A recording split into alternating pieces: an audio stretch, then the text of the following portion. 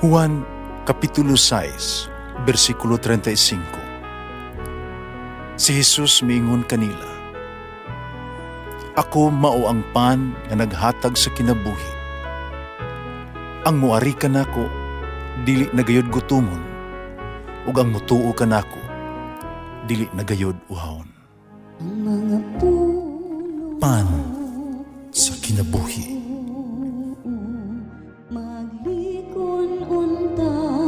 Sa mong pagtuo o gagakakabi sa pagtuman sa imong mahal nga kasuguan.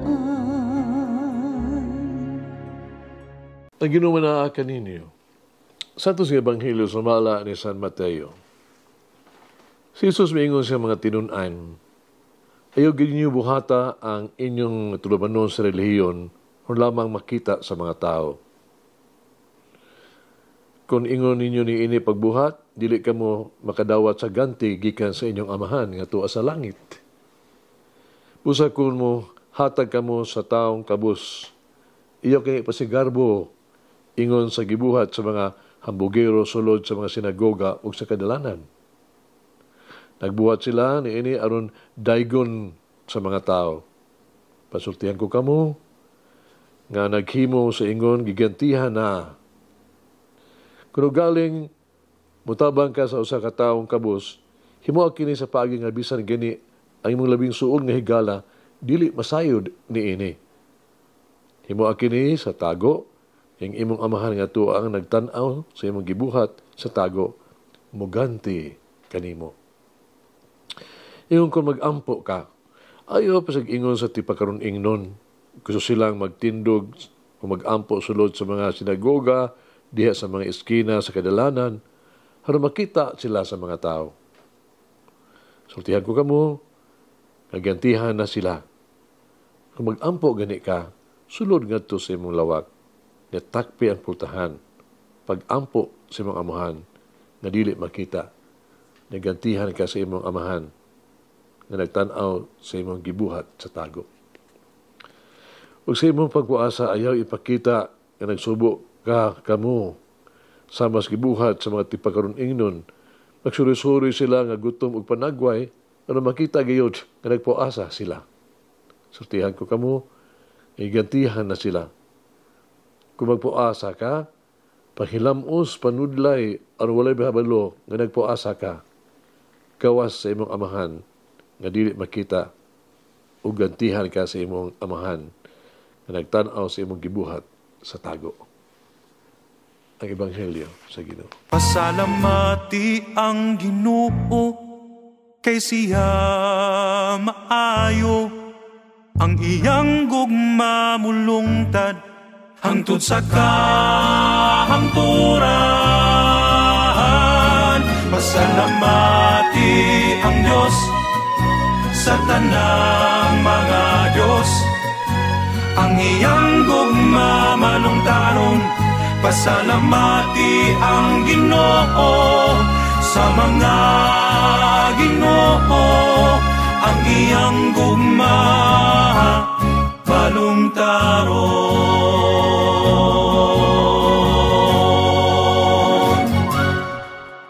Ang Ebanghelyo karong adlaw, naghisgot og tulo ka lahi kaayo nga mga buhat sa pagka-Dios nun sa mga Hudiyo. No? Kini mo ang paglimos, pag-ampo o pagpuasa. Apan ang pangutana mo, unsaon pagbuhat ni ini kay mga buhat sa pagka-Dios nun, giunsa kini pagbuhat nila. Si Jesus miingon nga sila kinahanglan himuon kini sa tago. Ganun man. Tungkol kay si Jesus, naghatag og importansya sa tuang motibo ba? Kung unsa gyud rason hinungdan sa itong paghatag og limos, pag-ampo o pagpuasa. Dili kini alang sa publiko o pagpakita o pagpasadayag. Kailan magbuhat kita ning buhat sa kaluoy, paglimos, pag-ampo, pagpuasa. Tungkol kini ang husto og maayong buluhaton. kay kini sila gusto mo ni makapahimuot sa Dios. Ang paglimos, ang pagampo, ang pagpuasa, napakita sa tong gugma sa Dios ug papagawa nato sa tuang isigkatao. Naghimo kita, nagbuhat kita, naglimos kita, nagampo, nagpuasa, tungod kay natando kita sa tuang tinguha sa paghimaya sa Dios ug pagbuhat nining maayo ngadto sa uban. Paghata og limos sa tago, pagampo sa tago, o pagpuasa, naghimo sa tago, napakita sa tong tinuod ug tukma nga rason sa pagtuman sa tuang mga buhat sa pagka-Dios nun. Dili nato buhaton ka ng mga butanga para makita, mailhan, o para istoryahan. Atong buhaton kini, butanga, pero matuman nato ang giwali o gibuhat ni Jesus.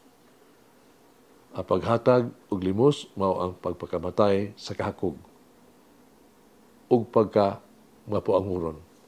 Ang paghatag og limos mao ang pagpaambit sa kaayo sa Dios. Nahimo kitang agianan sa pagkamapaanguron sa Dios.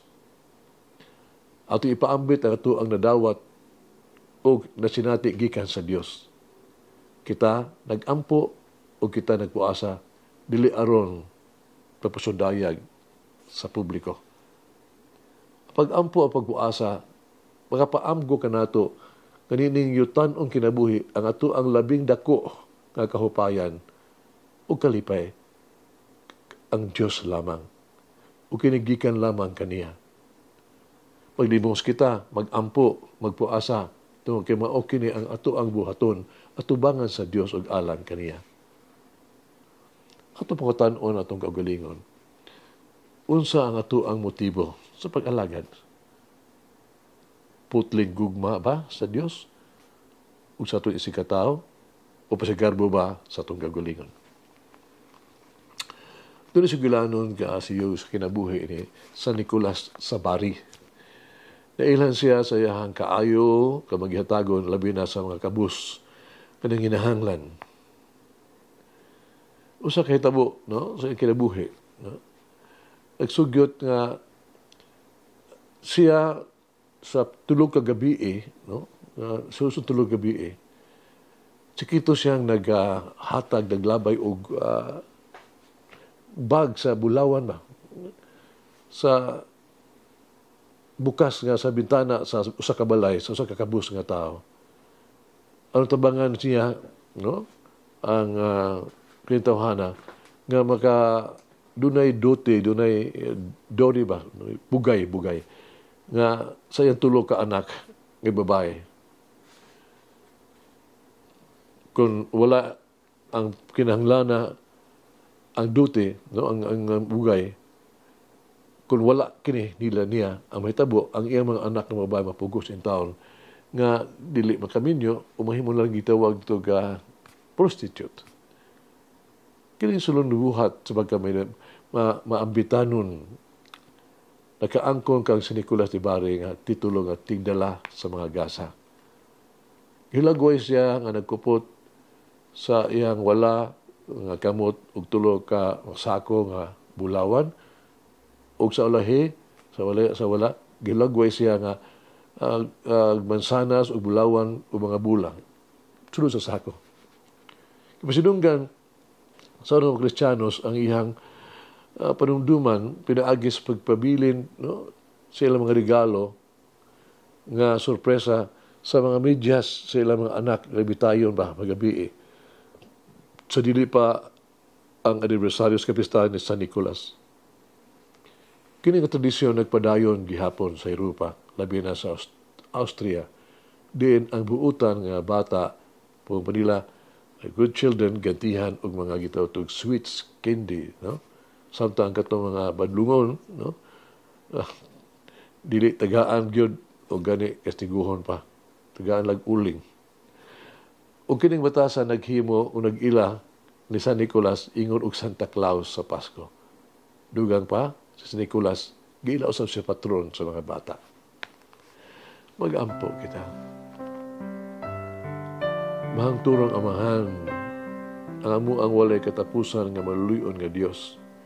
Tuguti ako na makita kanunay o mga oportunidad diin ako makaalagad kanimo sa paghigugma kanimo ug sa pagsunod kanimo.